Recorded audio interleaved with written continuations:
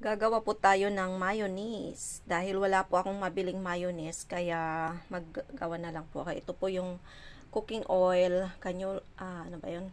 Basta cooking oil. 1 cup. Corn oil, peanut oil, olive oil, o kung ano ang sa inyo. Tapos, 1 cup ng oil. Tapos, 1 tablespoon po ng white sugar. Ayan. And then, mayroon po akong mustard. Half teaspoon lang po ito. Maglagay po tayo ng white vinegar na ano lang, 1 teaspoon lang. Kanina inilagay ko is 1 tablespoon. Ayan, 1 teaspoon. Tapos, ano pa ilalagay natin? Ayan lang, 1 egg. Then, 1 large egg. So, ayan na po. Nilagay ko na ang isang 1 cup na cooking oil.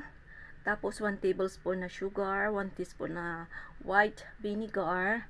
And then, half teaspoon of mustard. Yellow.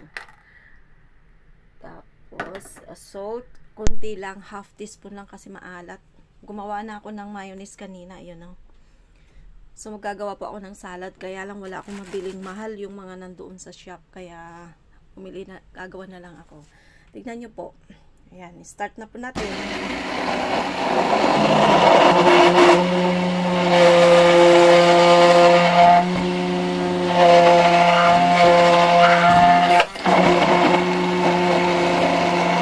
Bilis lang po.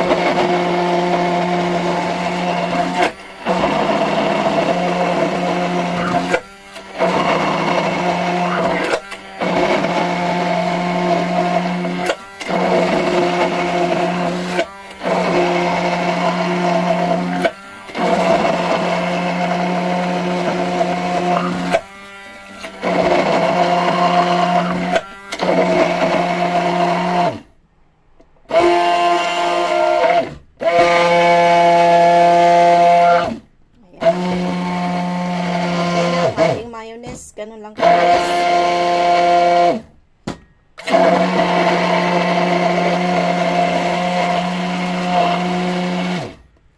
Ayan, tapos na, nakagawa na po na tayo ng mayonnaise.